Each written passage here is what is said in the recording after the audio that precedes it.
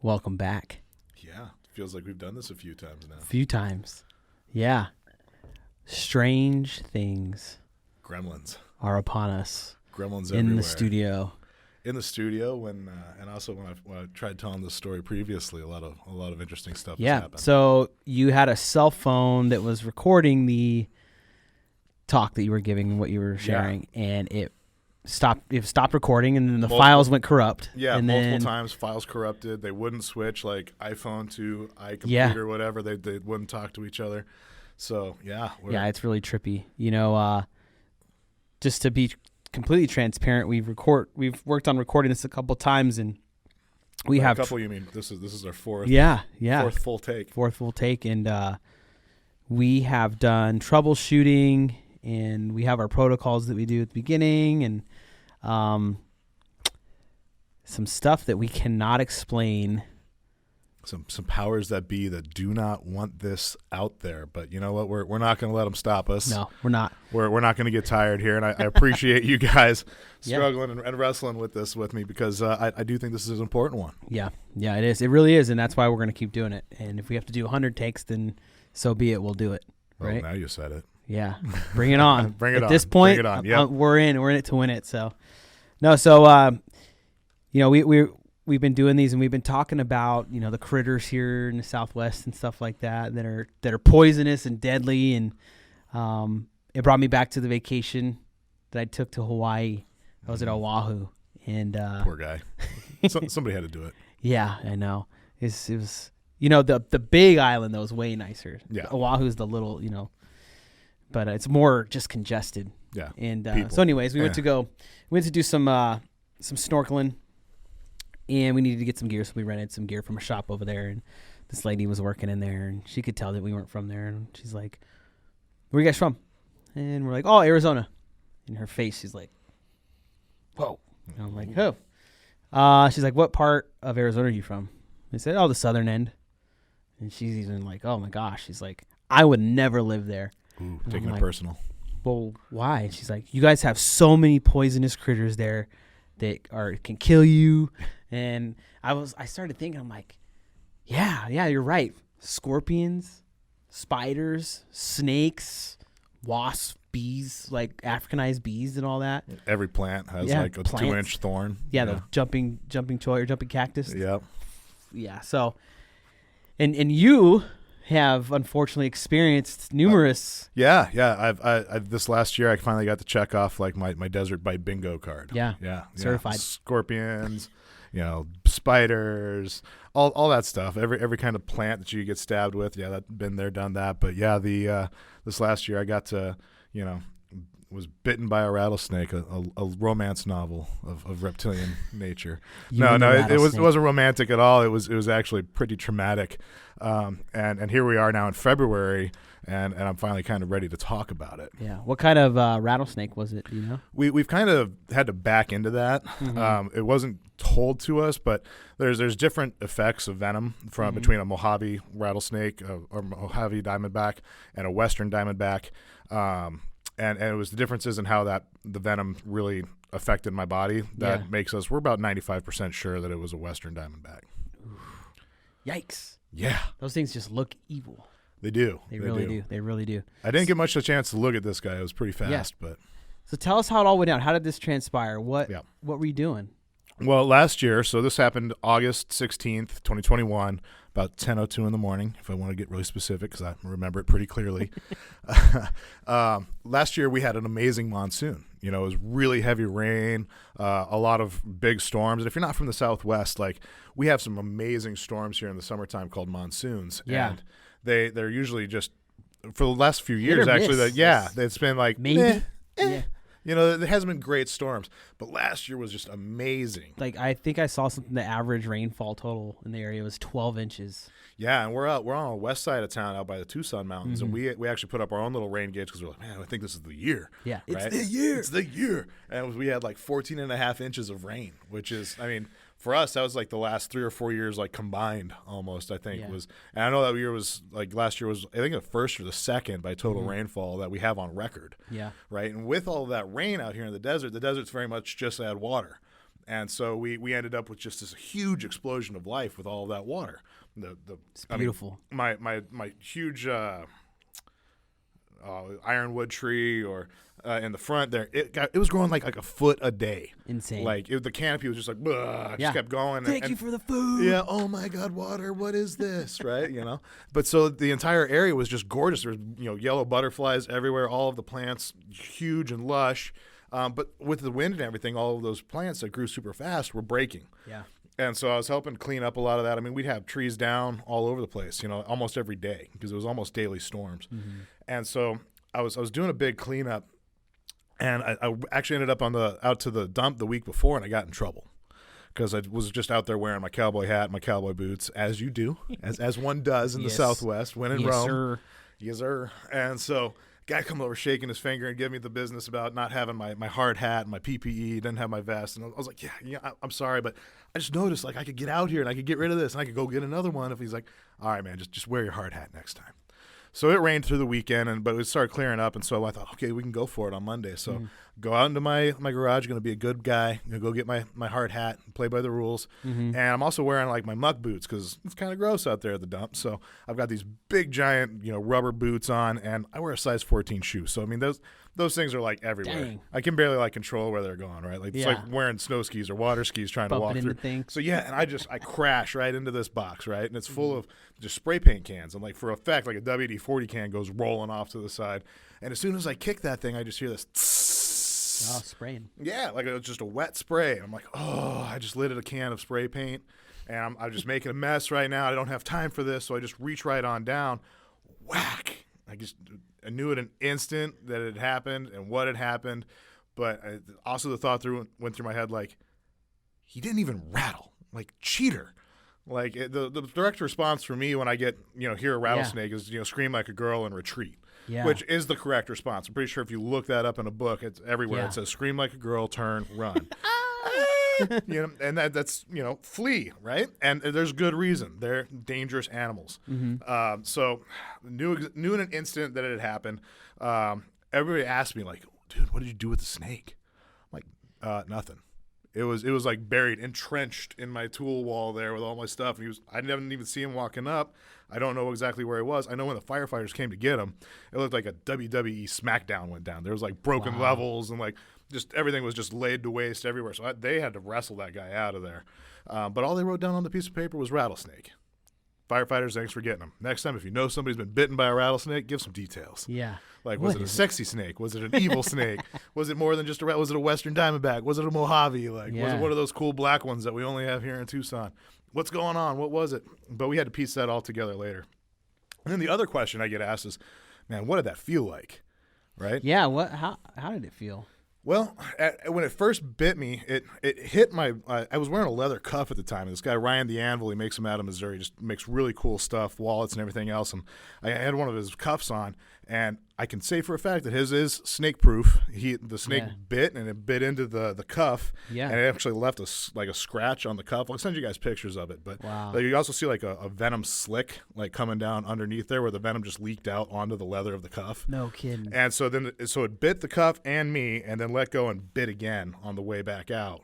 And, so I got hit with 3 fangs here, and if I got hit with the 4th, I don't know how the story would change, but we'll get into kind of what happened with that in a little bit.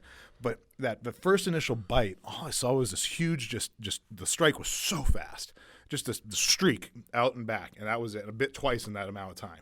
I just yanked my hand back, grabbed it, and saw the 2 puncture marks, and was like, okay, rattlesnake. And at this point, usually I'd be, throwing something, using 4-letter words, like, just being profoundly upset. Mm-hmm. But however, this time it just hit me, and I was like, okay, every second and every choice matters. Yeah. Right? I'm just entered like the life and death zone, right? Like I'm in the pocket of everything matters. So I just calmly went inside. And I asked my wife, hey, I need you to go get me a belt. I just got bit by a rattlesnake. And she didn't even believe me at first. Yeah. Because rightly so, she was expecting the Tasmanian devil effect coming through. Yeah, she was like, really? And I was like, I need you to go get me a belt. I need to make a tourniquet, and then we got to go to the hospital. Wow. And to her credit, she was amazing. She went and she got one of her like nylon belts like we had in football. You know, it has like the 2 little rings and you slip it through and really cinches down nice. Used my teeth holding and really got it on there. Yeah. And I don't know if the audience is really like in on tourniquets, but yeah, well, we'll educate them. You know, tourniquets are used to stop blood flow to extremities, especially like during a very violent attack or something like a gunshot wound or knife cutting or something like that. Or even out on like construction sites, yeah, right? Yeah, like anything. For any deep wound that's causing bleeding, you want to pinch that off so that the blood doesn't exit the body, right? Yeah, because you'll live if you keep your blood inside. That's the idea. It's funny how that works. Keep the blood inside, live, lose the blood. Not so much. I was actually using it for the opposite effect, right? Like I didn't want the blood that was in my arm to go back into my body. So I've had heart issues in the past. Hold on a sec. Perrier. The Pause for effect. Crispest of waters. Crispiest. I've had this history of heart problems, and so I had AFib and SVT previously, and I had an ablation to help me fix that. And I knew just enough about snake venom that rattlesnake venom is going to have its way with my heart eventually. Yeah. And so I was like, I'm pretty sure I can handle, like I'm not going to lose my arm to a tourniquet for an hour, however long I have it in there. But I'm not sure I'm going to survive this venom hitting my heart before I'm at the hospital. So I cinched it down. My wife got me to the hospital in like 13 minutes. I mean, I know that this happened at 10:02, and we were walking into the ER at like 10:20. Wow, that's fast. Yeah, she was a rock star. And, you know, we had my 2.5-year-old son with us at the point. His eyes were like saucers. He was just like, what is going on? I was trying to stay calm, A, to keep my heart rate in check, and B, not to freak him out too much and kind of keep everything as calm as possible. But we called 911 on the way. And so when I got in, they're like, oh, you're the snake bite guy. I was like, yeah, that's me. Had blood running down my arm, on my pants. Like, it was, that's not the most bloody thing in the world, but, you know, was just things happening and it's leaking out of my arm from the tourniquet, everything else. But, so they get me right back there. And they start pretty immediately with trying to get some tests done. You know, they start running lines. They actually ran 2 IVs at the time. I was like, why 2? Apparently, you actually can't run anything with, like, the antivenin. Yeah. Like, that line has to stay clean, like preserved for the administration of antivenin. Wow. So they had the other one for running everything else. Well, they start hooking me up to the water bags and everything else, getting fluids going, taking blood, all these things. Oh, we need you to pee in a cup. You know, pretty standard procedure.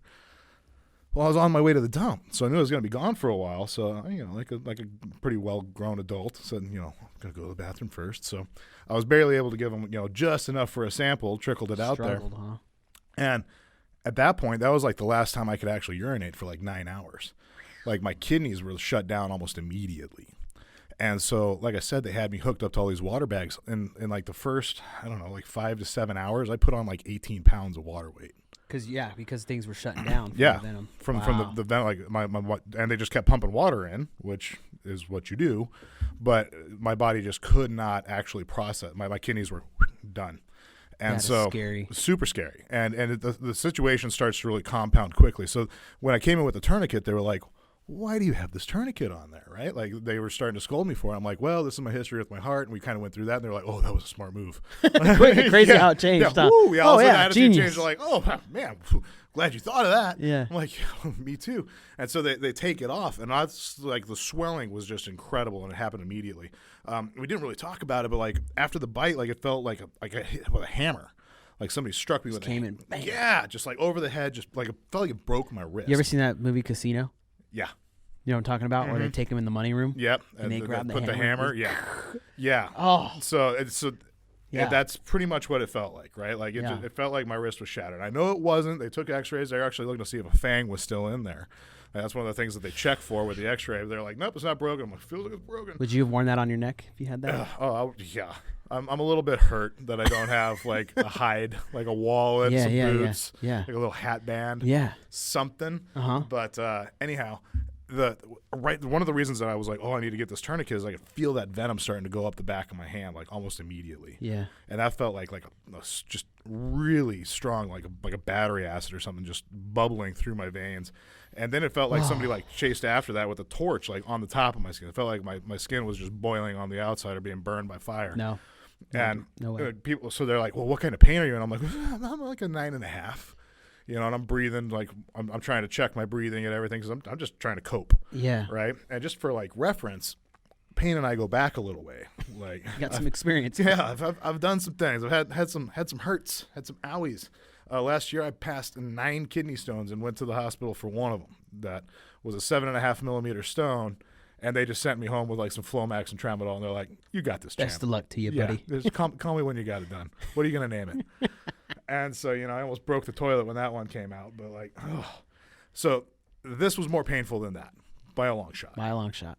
Wow. Actually, when they kept having me try to urinate so they could get more urine samples, and when I would stand up, the heart monitor would report tachycardia, because at that point it felt like my blood vessels were just exploding, like they were splintering. Like, remember in science class you'd have those tiny little glass pipettes and they would break, and it just kind of, that's what my veins felt like they were doing. Oh my gosh. And there's a reason that it felt like they were doing that. You know, I kind of become a like pseudo pro in snake venom. Yeah. And the Western Diamondback's venom actually causes your veins to like shred. They start leaking and breaking apart. It also increases your blood pressure, like sends your blood pressure through the roof. And it's an anticoagulant, which means that your blood's not going to clot anymore. So the reason that you start swelling as much is, yes, a reaction to the venom itself, but it's also because your capillaries and your smaller vessels and everything are exploding. Yeah. And you're just leaking out from the inside. And so this is happening quickly when they take that off. Like, they're trying to draw lines as, you know, to mark the time here. And they're moving that line up by like 2 or 3 inches, like every 10 minutes. Yeah. Like, it ended up going all the way over past my shoulder. My like upper arm was so swollen by the end of the day that it looked like a character from like a, I don't know, some kind of like muscle bound, like something, but it was just weird and globby and just, ugh. Oh man. Yeah, very strange. So I'm dealing with all this in the ER, and they're looking for a room for me up in the ICU. They're like, "We got to get you up there." And we're waiting and we're waiting. Oh, and to the antivenom thing, the first dose of antivenom that they gave me was 20 vials of antivenom. 20 vials. Yeah. So they started that in the ER and getting that going, and it started to slow down the swelling a little bit. And it's funny, we were in 2021 at the time, 2022 now, but like we're as well versed in snake bites now as we were like 2,000 years ago. Not a lot of progress, huh? No, not a lot of like, we really understand this, and apparently that because it goes all the way down to like what kind of snake, the age of the snake, the diet of the snake, this, that, the other thing. Like, there's so many variables. What mood was to he it. in? Yeah, exactly. This guy was pissed apparently. Like, yeah. We ended up all said and done that first 24 hours with 34 vials of antivenom being administered. 34 vials. 34. And to kind of put a pin in the story right now and kind of go back to give that some relevance, like your average is like 10. So to give my kids kind of a way to understand what happened to Dad, I pulled up like a documentary about this guy that deals with bushmasters in South America, and very venomous snake as well. And he ends up getting struck by it, and, you know, documentary guy voice. Cinematic. He was administered 10 vials of antivenom. And I'm looking at this and I'm going and like, survived. Yeah, survived. And I'm like, man, get on my level, I did right? that in the first 2 minutes. Yeah, come on, man. Like 10, man, I'll see your 10 and move you 20 in my first go, right? And then add 14 to that. Now we're talking, right? So extreme envenomation is what this gets categorized underneath. So at first we were wondering what kind of like, what type snake here. Because that snake bit twice, I had 2 holes that were like a ½ inch apart. Holy cow. So a lot of them thought, oh, it was a baby, right? And everybody goes, oh, the baby snake. Like, that's the most dangerous. They can't control their venom. That's what I've been told, yeah. Yeah, everybody, oh, you got bit by a baby. That's so bad. I'm sitting there, I've got like holes on the bottom of my hand and like over here and like other parts that are bleeding. And I'm like, there's no way that baby hit me like 5 or 6 times. And the reach that he would have to have, like the baby couldn't have that. I'm starting to put it all together. And that's when I looked at the back of my cuff and I saw the other scratch and I kind of lined it up and was like, no, I got bit twice by fangs that were a good inch and a half apart. He bit twice on the way back, and started putting that all together. So the reason that that's important is because the adult diamondback, they can actually administer like 20 to 30 times the volume that a youngin can. Wow. So like when you're talking about rattlesnakes, no bigger is worse. Like, yeah. None is good. Like 0 out of 5 stars from the experience. I do not recommend getting bit by any rattlesnake. Yeah. That's whatsoever. My Yelp review is always going to suck for the rattlesnake. Yeah. But you know, it's very interesting to understand the myths that are out there too, and apparently they don't always rattle, which I can vouch for that too. Yeah. So, and in fact, what I've heard is that a lot of times from the ER, they said, you know, more and more times people are getting bit, they report it not rattling. Like, we're actually doing kind of like an unnatural selection because we hear a rattle, we kill it, right? Yeah. So like there's this weird thing kind of going out there. So we always assume that we're going to hear the rattle and be able to flee, run like a girl, sure. like I said. But apparently that's becoming less and less common. So word to the wise. So yeah, we're looking for a room in the ICU. And again, this is the summer of 21, right? Mm-hmm. So COVID, everything else is going on. The hospital's full. And it's probably about, I don't know, it's been about like 6 hours since I was bit before they get me up there to the ICU. Mm-hmm. And then I was in the ICU for a few more hours. Besides the pain and the swelling and everything increasing, not a whole lot is changing as far as the venom actually hitting anything else. Like we're not noticing anything else. Okay.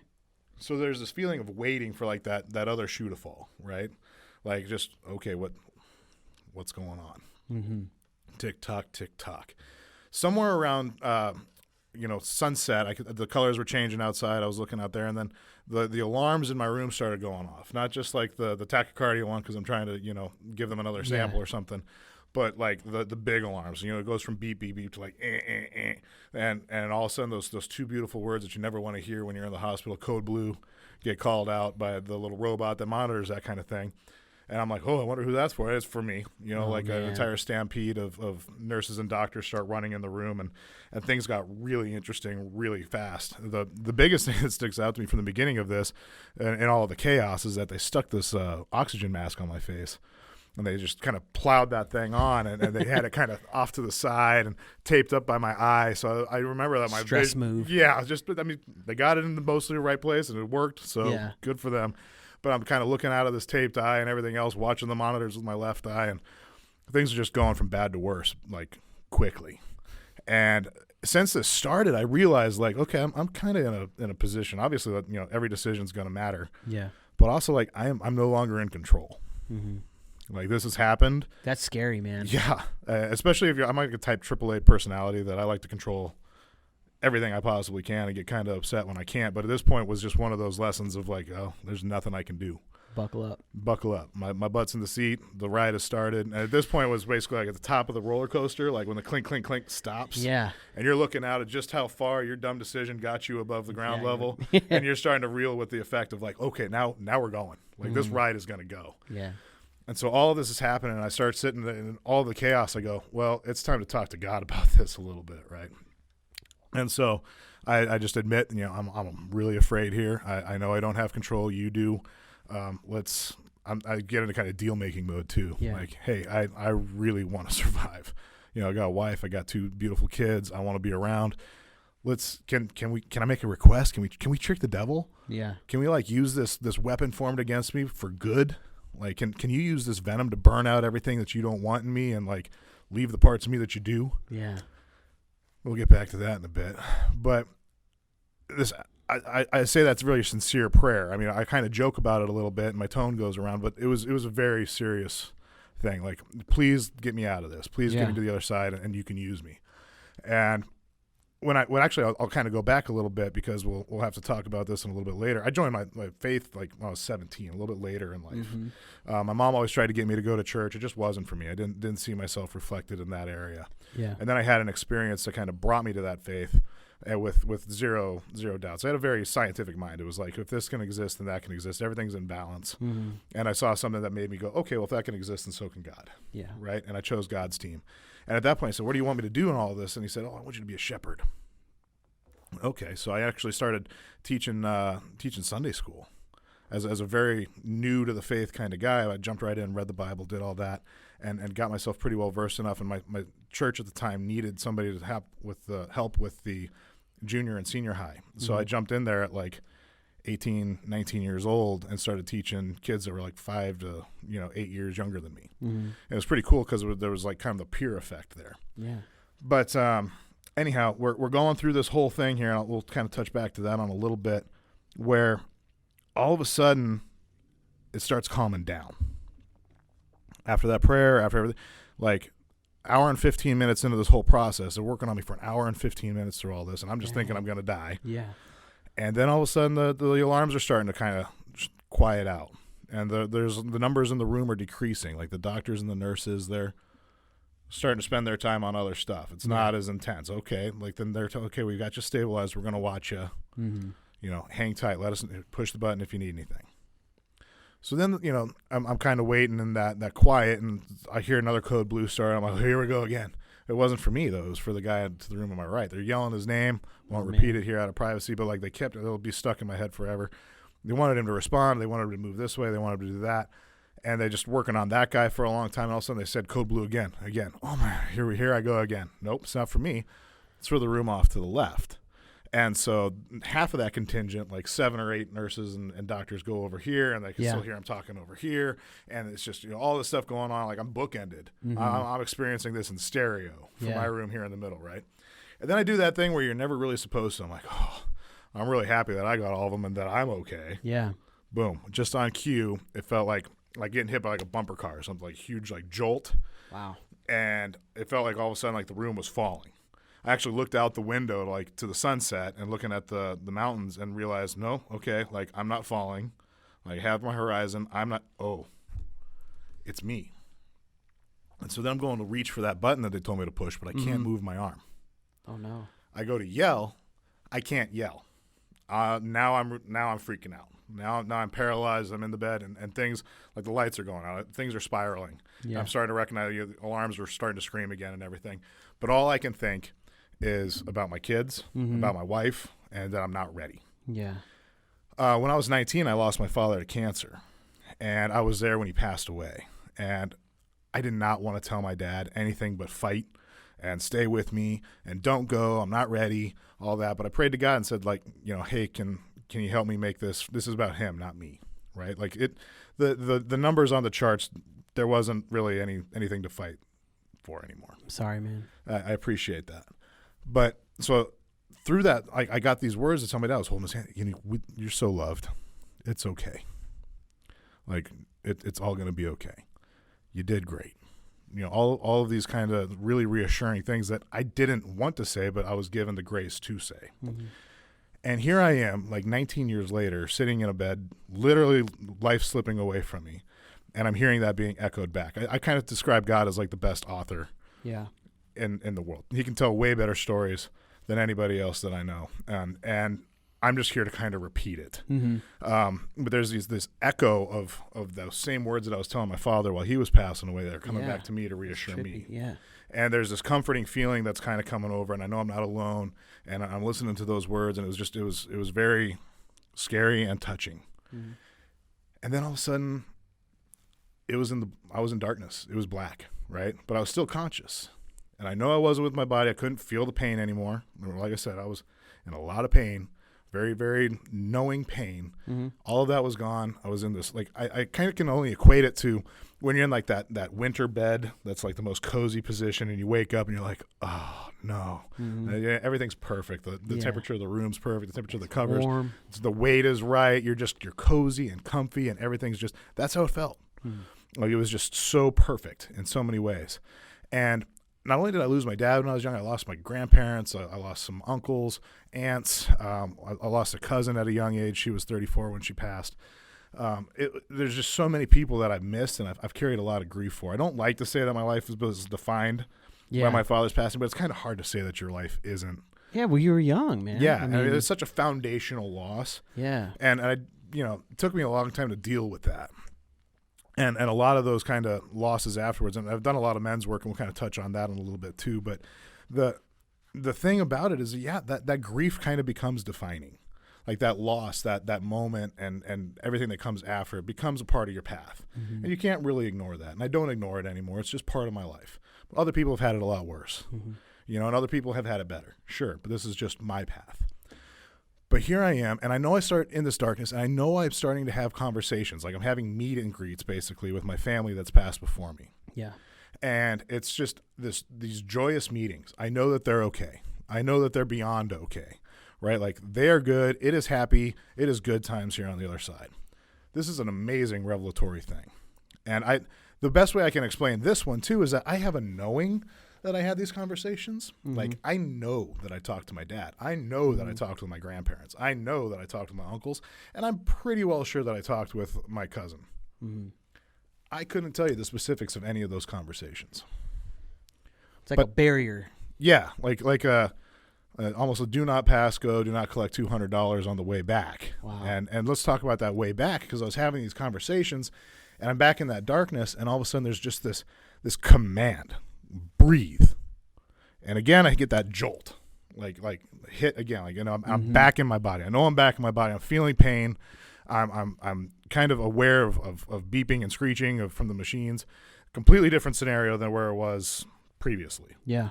I am in a different place now, and I am trying to breathe, and it is not a subconscious thing. It is not not an automatic thing. I am working through everything, and breathing is hard. It's like trying to pull apart like two sticky sides of duct tape stuck together. Yeah, that's like, hard. That's impossible. My lungs are like have been empty for a bit, and I'm trying to pull them out. I remember wiggling to the side a little bit, like trying to roll a little bit, and I finally created enough space where I could start gasping in a little bit of air, and I started working in kind of a rhythm, right? Like in 2, 3, out 2, 3, and that became my mantra. And I went through about 4 or 5 cycles of that, and I could start opening my eye a little bit, and I started opening my eye, and I'm looking right at that monitor that was hanging out before, and looking at the blue number, which is your blood oxygen saturation, and it was just coming up to 40%. In context of that, good. You usually lose consciousness around 85%. Yeah. So I'm reeling with this. My heart rate's going, 40, 50, 60, jumping through the roof at this point, and it's just my body's kicking back on, like a hard start. And as I'm kind of conscious and starting to take in the room a little bit, I realize I'm alone. Nobody from the outside told me to breathe. It wasn't like them yelling at the guy in the other room. Like, I'm starting to hear that again. I'm starting to hear all the noise in this room, and it's just this wild kind of like a Jon Snow moment, How do you explain that, Kirk? God. I mean, that's basically the touch of it. The explanation that this is a case, so I did have to kind of look into this a little bit, right? Like, yeah, like understandable.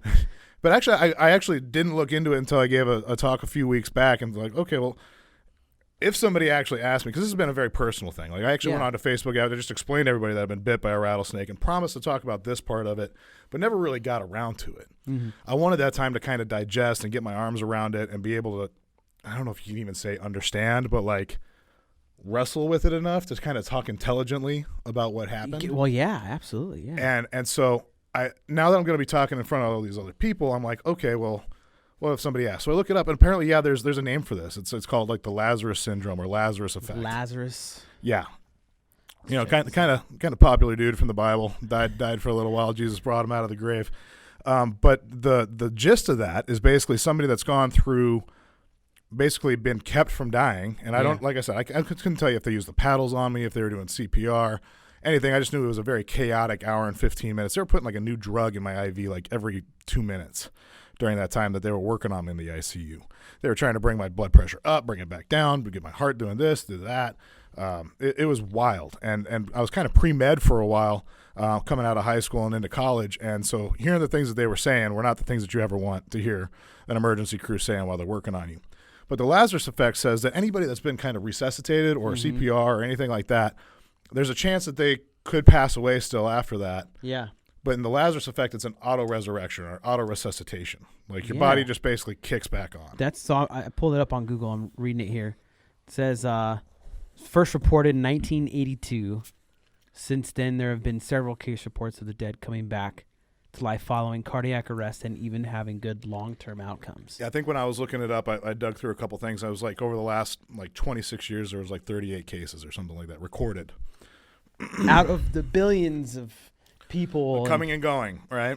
And so, but it's so interesting to wake up in that room alone, right? And then as I'm kind of gaining kind of perspective and thinking about it, that really happened, right? Like I'm remembering my conscious memories of what happened. Everything's kind of coming back to a point. Like I said, it's kind of like the memories were redacted. Like there's a time and there's a date on the top, there's my name on the left, and then there's details, and it was like, yeah, it was, but you don't get to know the rest of it. And so I'm trying to grapple with all that. And all of a sudden a nurse kind of comes charging in, and she starts looking over at the equipment, and she pulling this paper trail that's coming off of the heart machine, my heart monitor over there. And she's like looking at it, drawing it out. And then all of a sudden she kind of hits a spot. Uh-oh. Yeah. And she's like, okay. And she kind of pulls it out longer, and she just kind of puts the paper down and goes, are you okay? And I'm just kind of sitting in bed, and I look at her, I'm like, you tell me. You get paid to do this. Yeah, like this is your thing, not my thing. am I okay? That's when you know something really, really happened. Where they're like, Yeah, like when the ICU nurse is like shocked that you're upright and looking Waving. Hi. And yeah, so she leaves, and it's just this very interesting whole, effect of the shock of her face and kind of giving me that confirmation. Yeah, something absolutely just happened. And so now I'm kind of grappling back with that prayer that I said earlier. Like let's trick the devil. Yeah. Let's burn out what you don't need in me, and I'm here for you. So now I'm looking at this, and why I brought up that kind of charge of being a shepherd earlier. Now I'm back alone in this room. The alarms are getting quiet again. I'm going, okay, God, like, what do you need me for now? Right? Like, good question. Yeah, and the word that came back to me was warrior, and I'm like, okay, shepherd to warrior. That's happened in the Bible, but what does that really mean? And I didn't truly understand it then, but now I'm starting to understand it a little bit more. I've told this story to friends and a small group from my church, and one of the guys I was telling it to not too long ago, I really have been pretty quiet about this, and one of the guys, he goes, man, warrior, that's awesome. That's like taking back ground for God. And I was like, yeah, I love that. I'm going to use that. And so that's exactly what I've been kind of thinking. And so telling this story, I think, is a huge part of that. I may be writing it down in a book. That's kind of been coming something that might be pretty important for me to share here. But the process of coming back and realizing all this, and now having kind of this different charge, and then there kind of comes to be a survivor's guilt in all of this too.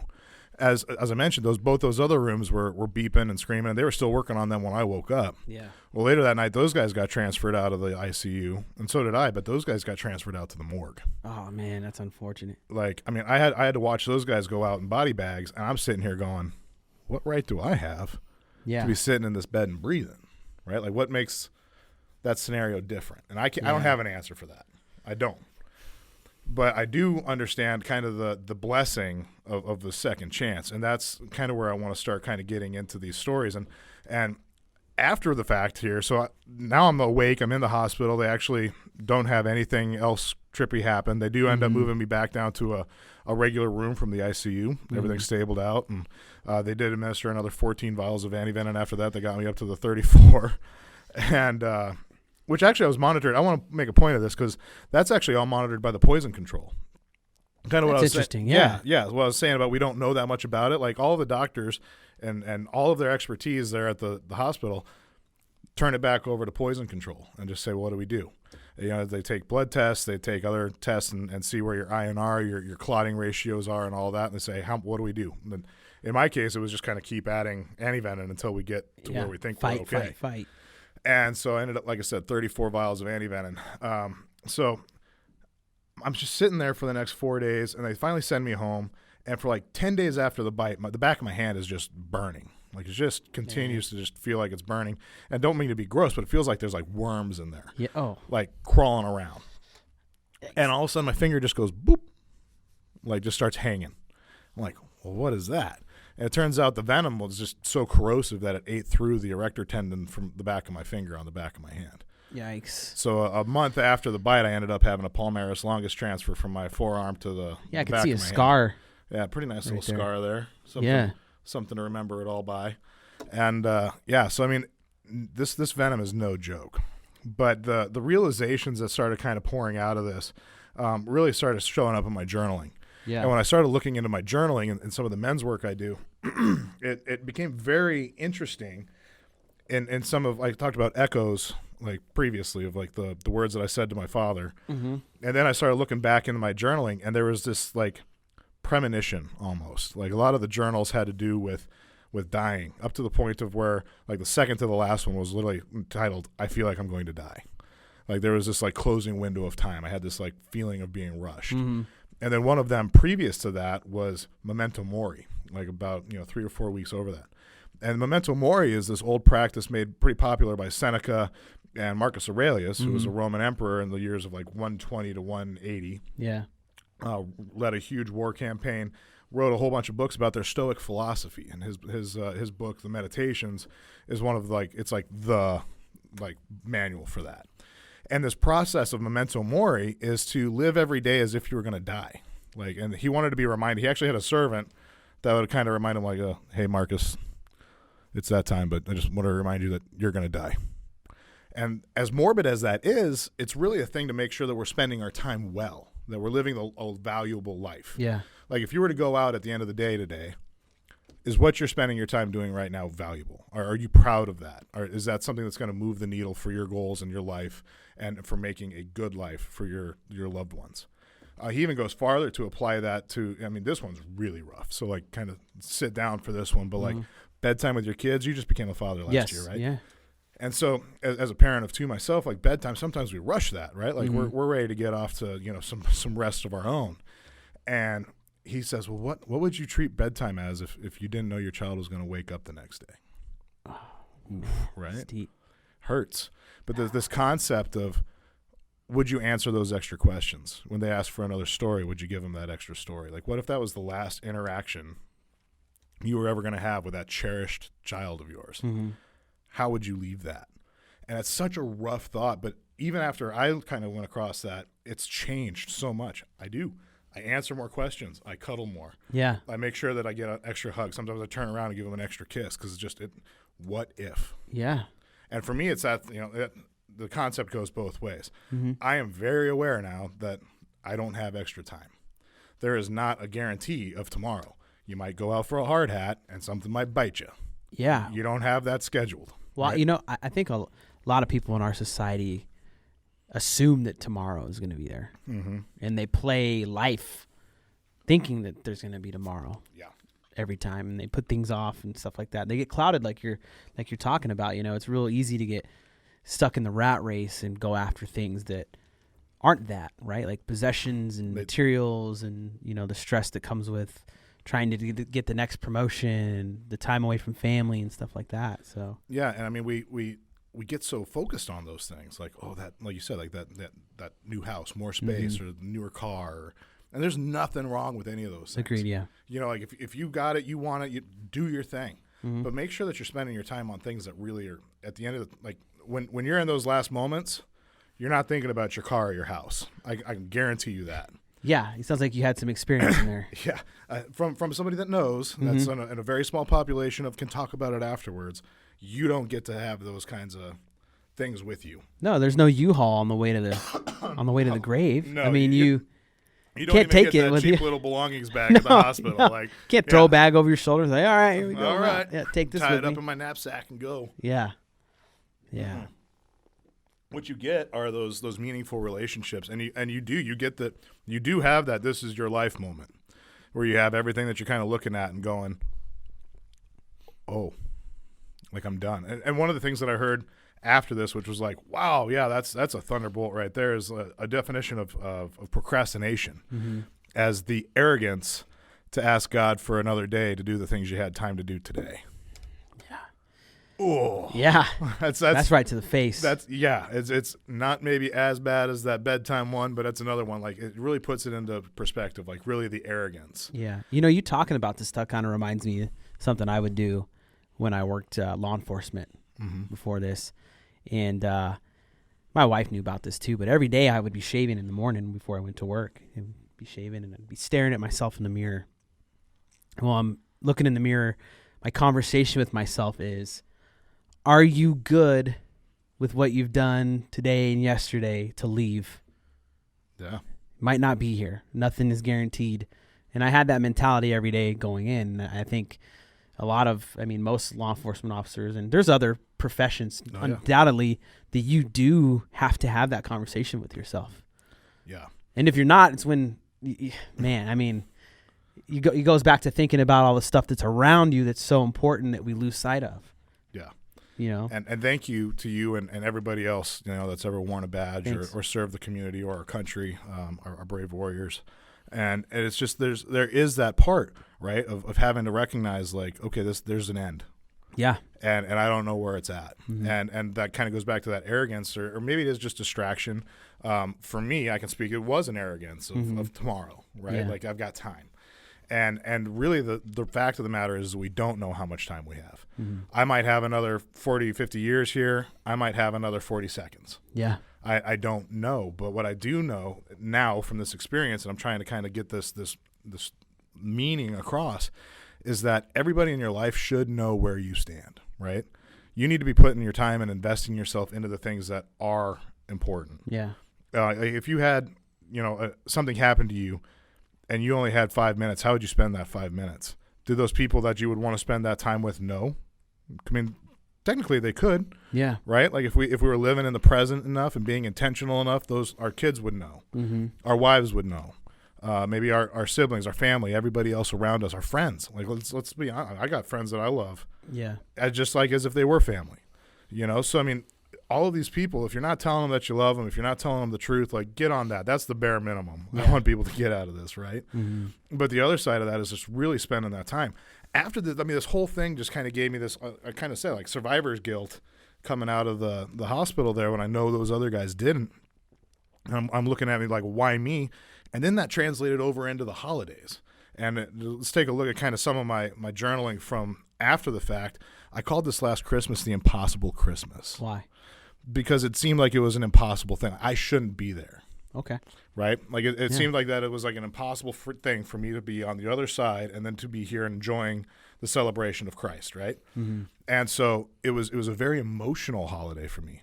Like I was weeping and crying a lot. And it was not because it was like I was sad per se, but I was just enjoying and seeing it for what it was.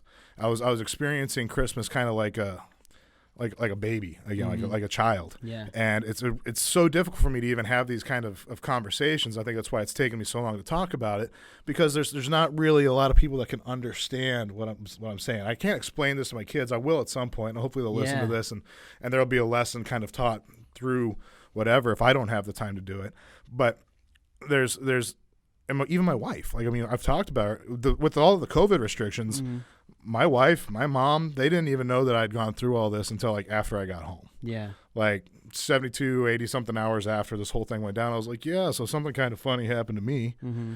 And then, their jaws just hit the floor, when I talked about it. Yeah. Why didn't you let me know? Well, I mean, like, what could you have done about it? Was kind of my approach. I didn't want to put that extra stress on y'all. But, I do also kind of see the folly of not letting them know. But this whole Christmas thing, though, was just wild because I got to see it for what the miracle of the present was. And seeing other people experiencing it kind of like, oh, this is just another holiday.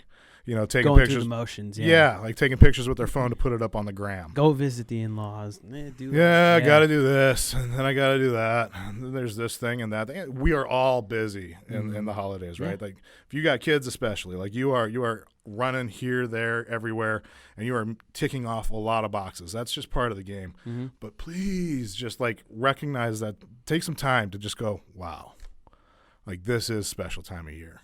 This is a special amount of joy that I'm being surrounded by. Mm-hmm. Like, what if that was your last Christmas? That's been the topic of movies before. Like, that's not really a new one. Yeah. But like, we don't take it for the truth that it really can be. Mm-hmm. And so going through all of that and having those new eyes, it's been very impactful. I'm hoping to kind of impart some of that with the viewership or your members here, because we really are just not given any kind of promise on what we have as far as time and runway and what we have coming next. And it's just this idea of being present with your babies, being present with your spouse, being present with your family. Mm-hmm. And it's kind of cliche as it can be. Yeah. They call the present a present because it's a gift, right? Uh-huh. But it really is. And we get so caught up in all the things that we talked about that we miss the value of that. When you were talking about the part where you were hearing voices, when you were in that state of kind of just on the other side, mm-hmm. You heard from family and stuff like that. What did you see and feel from them and how they felt? Yeah. Where they were? So again, redacted. Like there's a knowing. I don't know exactly what we talked about, but I do know that they were extraordinarily good. Like it was a joyous thing. At peace. Yeah, totally at peace.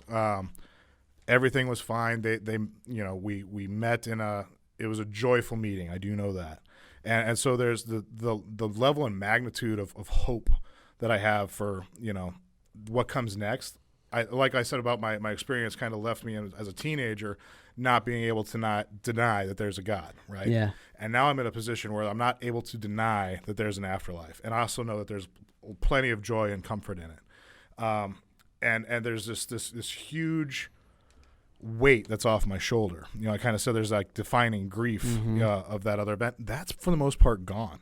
So kind of going back to that deal I made with God, maybe a lot of the stuff that's been holding me back from the things that are meaningful for me, like my purpose, maybe have been blunted by the grief I've been carrying. Yeah. About my father, about my grandparents, about, all those wish I could have, if I could have, what would I do if I had the chance again?